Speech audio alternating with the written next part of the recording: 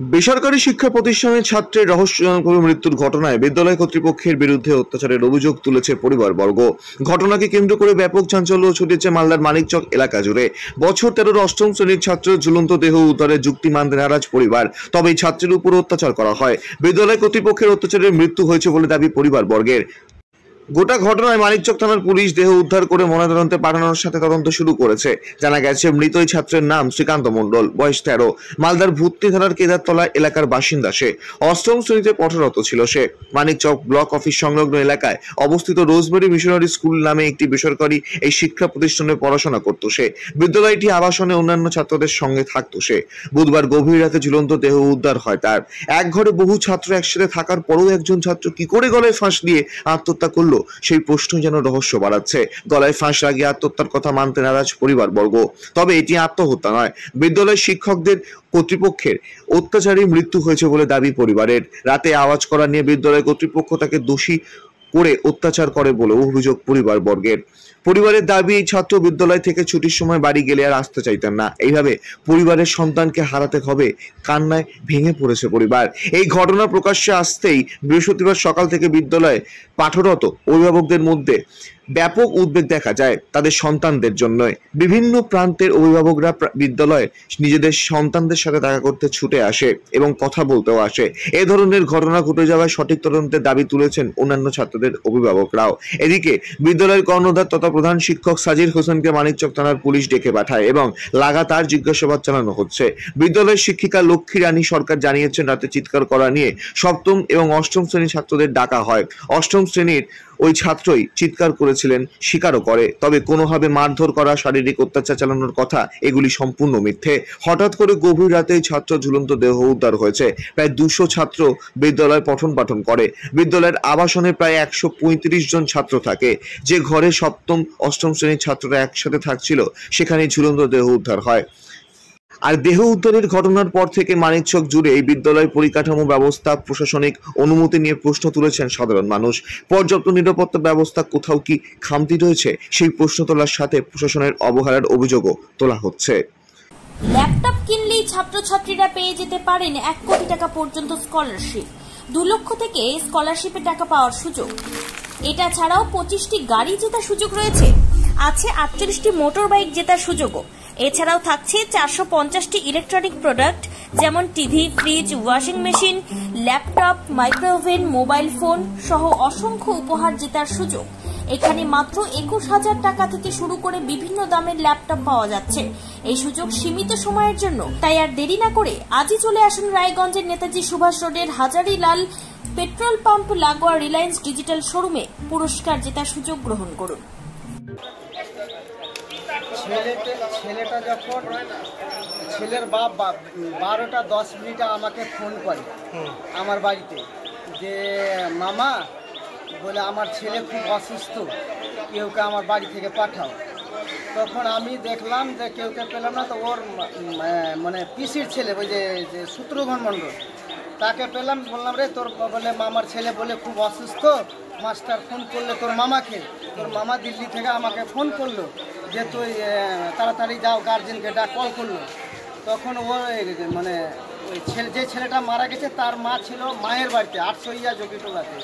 সেখান থেকে ওকে তুললো ওর ভাই, আর ও মোটর সাইকেল আনলো। আমার ওই ভাতা ওই শত্রুঘ্ন মণ্ডল আর আমার একটা ভাই ছোটো ভাই নিয়ে আসলো।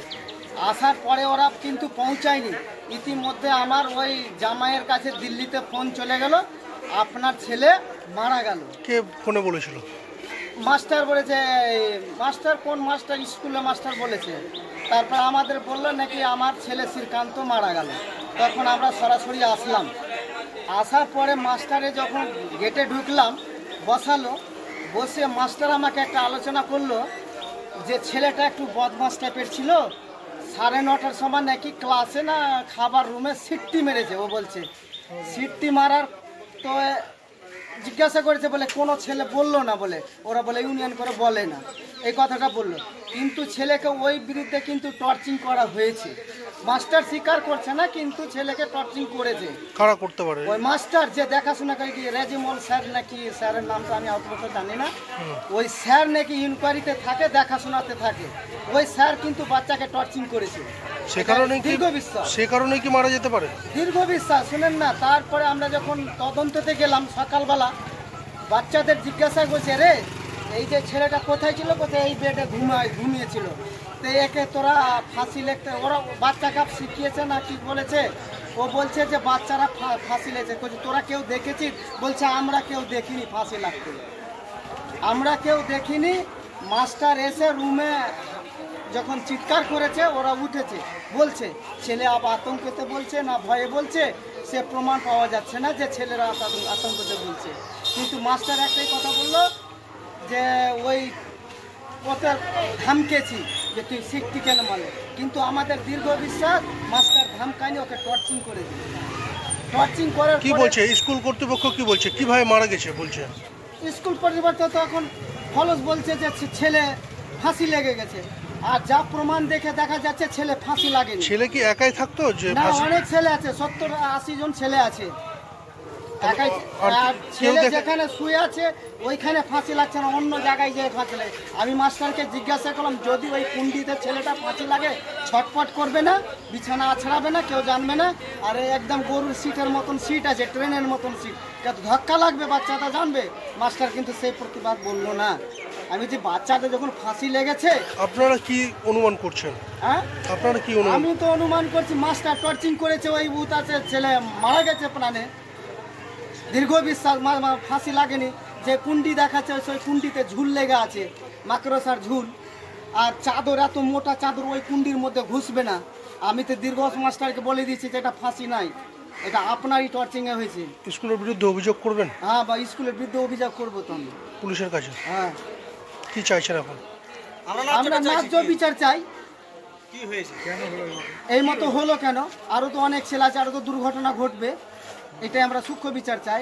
আমি ওই যে মাস্টারের কথা মেনে নেবো যে ফাঁসি লেগে গেছে, এটা আমি মানতে রাজি নাই। কি তাকলিফ পেলে ছেলেটা? আমি ওই কথাটা মানতে রাজি নাই মাস্টারের, যে আপনি বাচ্চা ছেলে ফাঁসি লেগেছে, আমি মানব না। আমি মাস্টারের সামনে বলেছি যে এটা ফাঁসি নাই, এটা আপনাদের কিছু কোনো কার্যসূচি হবে। মাস্টার কিন্তু কিছু বলেনি। আপনার নাম?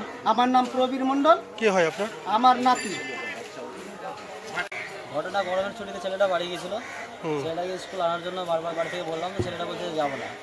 কেন আসবে না কিছু কি বলেছিল? বলতে যে আমার স্কুলে ভালো লাগে না, এই বলার পরে ছেলেটাকে বুঝিয়ে সুঝিয়ে রাখা যায়। তারপরে কালকে রাত্রে ফোন করছে স্কুল থেকে ছেলেটার বাবাকে, মশাই যে আপনার ছেলে খুব অসুস্থ, এ বলে পাঠিয়ে দেয়। তারপরে কিছুক্ষণ পরে আবার ফোন করে যে আপনার ছেলে মারা গেছে। মারার পরে 4-5 জন আমরা আসলাম, আসার পরে দেখছি যে হসপিটালে অলরেডি মৃত্যু, স্কুল থেকে মৃত্যু নিয়ে এসছে। তারপরে এসে দেখছি হসপিটাল থেকে বের করে থানায় চলে এসছে। কীভাবে মারা গেল কি মনে করছো? স্কুল কর্তৃপক্ষ বলতে চাই যে ছেলেটা নিজের মনে সুসাইড করেছে, কিন্তু আমরা যেটা দেখলাম আমাদের মনে হচ্ছে না যে নিজের মনে সুসাইড করতে পারে। কি হতে পারে তাহলে? হয়তো মাস্টার কোনো টর্চার করেছে, নাহলে মাস্টার কোনো চাপ দিয়েছে, এইভাবে আর ওই ছেলেটা হয়তো সুসাইড করেছে কি করেনি সেটা আমাদের এখনও কনফার্ম হতে পারেনি, বুঝতে পারছি না। কী ধরনের ছিল পড়ালেখায় যে মারা গেছে? পড়ালেখা যা ছিল ছেলেটা ভালোই ছিল। কোন ক্লাসে পড়তো? ক্লাস 8 পড়তো। স্কুল কর্তৃপক্ষ বলতে চাই ছেলেটা নিজের মনে ফাঁসি লেগে গেছে।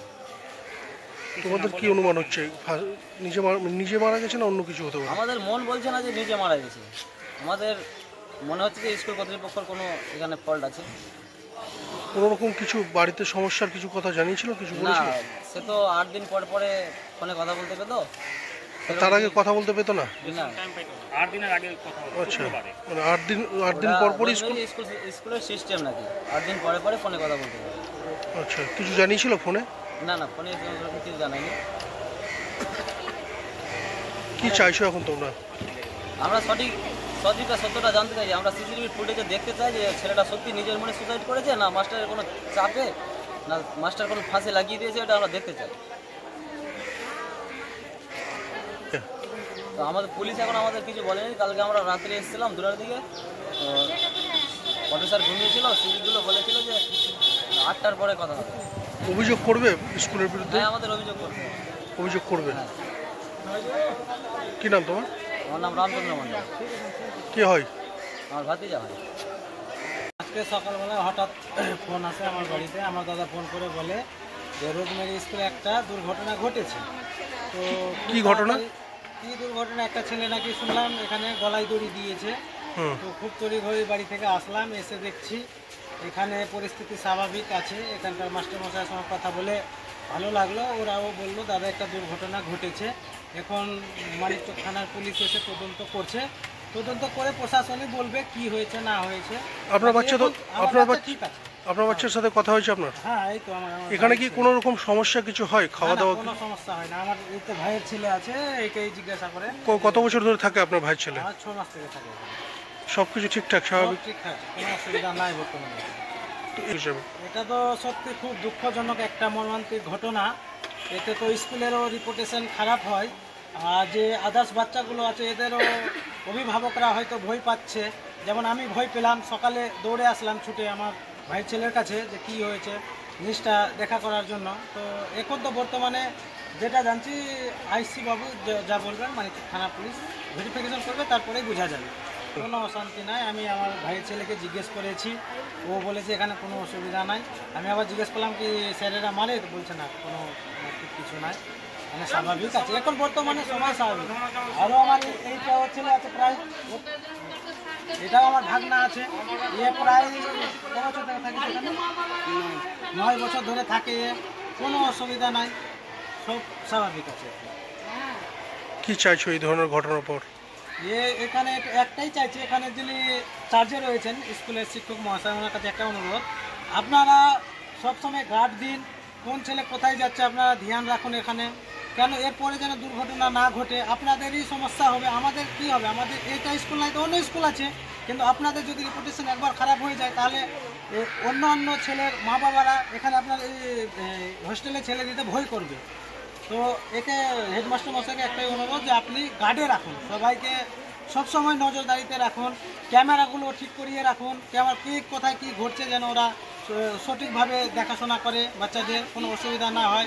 একটু কোনো অসুবিধা হলে যেন সঙ্গে সঙ্গে তার ছেলে মেয়ের বাবা মাকে কল করে জানিয়ে দেয় যে আপনার ছেলের অসুবিধা আছে। সিসিটিভি আছে এখানে? সিসিটিভি আছে, দেখলাম। আপনার নাম? আমার নাম অর্জুন মণ্ডল, বাড়ি সম্বলপুর, মহানন্দটোলা অঞ্চল। এই মানে ওদের 7-8 এক জায়গায় থাকে, এক ক্লাসে বসেছিলাম, তো ওরা ওদের মধ্যে থেকে কে যারা খুব জোরে চিৎকার করলো, তো হেড স্যারের কান লাগলো, তো বলছে কে চিৎকার করলো, তো ওরা আর কেউ বলছে না, তো বলছে তোরা কেন বলছিস না বল, তো বললো না, ওরা দাঁড়িয়ে থাকলো আর বাদ বাকিরা চলে গেল। কতজন ছিল ওখানে দাঁড়িয়ে যারা চিৎকার করেছে? ওদের ক্লাসের মানে যারা 7-8 মধ্যে ছিল আর কি। রাতের সময় এই চিৎকারের ঘটনা রাত্রে? হ্যাঁ রাত্রেই হয়েছে, 9টার সময়। আচ্ছা, তো এবার দাঁড়িয়ে থাকলো, তো আমি বললাম বাবুরে বল কে চিৎকার করেছে, তো স্যার জিজ্ঞেস করছে, তো বলে দে। হ্যাঁ স্যারকে না জিজ্ঞেস করলে তো স্যার তো মানে বুঝতে পারবে না ব্যাপারটা কি, বাইরে থেকে আওয়াজ আসে, তো অনেকে বলে যে কেন চিৎকার করছে হোস্টেলের ছেলেরা, তো ওই জন্য জিজ্ঞেস করছে তো বল। তো ওই ছেলেটা যে ছেলেটা অ্যাক্সিডেন্ট ঘটিয়েছে সেই বলছে স্যার ম্যাডাম আমি করেছি। বলছি ঠিক আছে, ভালো স্বীকার করলে ঠিক আছে, তোকে মারবে না, ঠিক আছে। এবার হেড স্যার বললো কি কে করেছে, বলছি যে শ্রীকান্ত করেছে, আর মারধর করবেন না, ঠিক আছে স্বীকার করে নিয়েছে, তো ঠিক আছে। না চিৎকার মারধর করে না, বল মানে ওরা হয়তো ভয়ে হয়তো বলছিল না, স্বীকার করছিল না, আমি হয়তো কিছু একটা ওদের মনের মধ্যে ছিল, তো আমি বললাম স্বীকার করে নে, স্যাররা সন্তুষ্ট হয়ে যাবে স্যারের মনটা কি যাক স্যার স্বীকার করে নিল, তো স্বীকার করে নিল ছেলেটা, ঠিক আছে তোরা লাইন কর। এই স্যার বললো ঠিক আছে লাইন করে, ওদেরকে বলো তার যা শান্তভাবে ঘুমাতে যা, লক থাকে কিন্তু আমাদের সিটি গেট একটা লক করা থাকে, তো চিৎকার করছে খুলেন ম্যাডাম খুলেন খুলেন খুলেন, ঘর করিয়ে উঠে গেট খুললাম, তো ওদেরকে সবাই ধরে নিয়ে আসলো, এখানে শোয়ালো, তারপরে তাড়াতাড়ি হসপিটাল নিয়ে চলে গেল। হ্যাঁ এইটুকুনি আমি জানি। হ্যাঁ ফাঁসি, সবাই ওরা বলছে কি সব যা যা ধরে নিয়ে এসেছিলো সব 3-4টা ছেলে ছিল আর হেড স্যার ছিল, ওরা বলছে সব ফাঁসি লেগে গেছে। নিজের যেখানে থাকছিল সেই ঘরের মধ্যে? হ্যাঁ যেটা বাচ্চাগুলো নিয়ে এসেছে, ওদের বাচ্চাও ছিল, হেড স্যারও ছিল, সঙ্গে হেড স্যারও ছিল? হ্যাঁ হেড স্যারও ছিলেন। এবার উপরে কি ঘটনা ঘটেছে আমি কিন্তু জানি না, আমি এই অবস্থা দেখলাম যে হেড স্যার এবং 3-4টা ছেলে মিলে ওদেরকে ধরে কোলে করে নিয়ে এসে এখানে শোয়ালো, তারপর তাড়াতাড়ি গাড়ি নিয়ে হসপিটালে গেল। এই চেক করেন উনি প্রত্যেকদিন রাতে যায়? প্রত্যেক দিন চেক করেন, 2-3 বার উনি যান। মারধর একদমই করেনি, আপনি আরো ছেলেদের জিজ্ঞেস করতে পারেন ক্লাসে, মারধর কিছুই হয়নি। অভিভাবকরা কেন বলছে তাহলে যে ছাত্রটা মারা গেছে তার অভিভাবকরা বলছে নাকি এখানে মারধর করা হয়েছে? না না এটা একদম ফালতু কথা। দেখেন ওরা বলছে মোবাইল দেয় না, ওরা এটাও কথা বলছে, কিন্তু আমি নিজের পার্সোনাল দিক দিয়ে বড় ছেলেরা যারা আছে 7, 8, 9 ছেলে আরও আছে বড় ছেলে, যখনই ওদের প্রবলেম হয় বলে ম্যাডাম একটু ফোন দেন তো আপনার, আমি গার্জেনকে কল করবো। কালকে একটা ছেলেকে আমি দিয়েছি, জিজ্ঞেস করতে পারেন আপনি, 135টার মতো হবে হোস্টেলে থাকে। আর এমনি ছাত্রছাত্রী বাইরে থেকে আসে না, আপনার বাড়ি থেকে আসে ওই 50-100টার মতো। হ্যাঁ, উনি চেক করতে থাকেন। এবার ছেলে ডাকলো কি আপনি মানে হেড স্যার চেক করতে গেছেন, আমি এটা কিন্তু জানি না, আমি যতটুকু জানলাম হ্যাঁ ততটুকুই আমি বললাম। চিৎকার করার জন্য কি মারধর করা হয়েছিল কালকে? না, একদম না, এখানে কি নাইট গার্ড? একদমই না, আপনি জিজ্ঞেস করতে পারেন। নাইট আমি পড়াই প্লাস ছেলেপেলেদের এরকম গাইডও করি। কি নাম আপনার? লক্ষ্মীরানী সরকার। মালদা থেকে পরিতোষ সরকারের রিপোর্ট, কুলেক নিউজ।